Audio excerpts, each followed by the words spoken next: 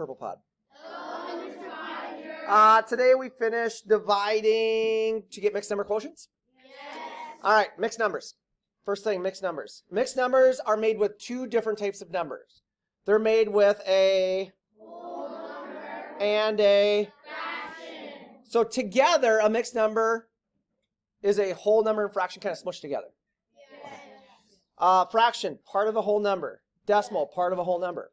Yes. Fraction lives between 0 and 1. Decimal lives between 0 and 1. Yes. Fraction, number less than 1. Decimal, number less than 1. Yes.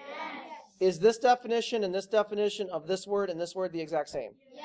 Therefore, we can say that these two are basically the same thing, right? Yes. Do you need to know how to round? No. Do you need to know how to round? Yes. You don't need to know how to round? Do you need to know how to round? You're making this video really long right now by not answering a logical answer. So do you need to know how to round? Yes. All right, here's our problem. If you remember my story, there were 5 pieces of pizza at my house. There were 4 young ladies that were my daughter and their friends came over and they wanted pizza.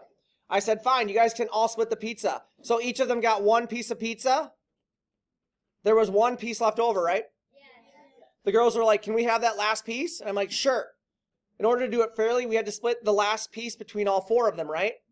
So every girl got 1 piece, and how much of that last piece? 1/4. 1 part of the 4 that we split it into. Yes or no? Yes. So when we have mixed number quotients, our remainder becomes our numerator, or the top number of the fraction, right? Yes. Our divisor, so the 4 girls that were splitting that, becomes our, or the bottom number of the fraction, yes? Yes. So if we look at this problem right here, we took 843 and we split it between 5 people, yes? Yes. We got 168 with how much left over?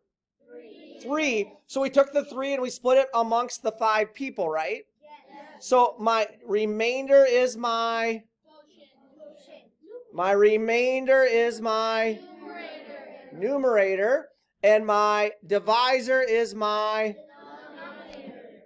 Does this make sense? Yes.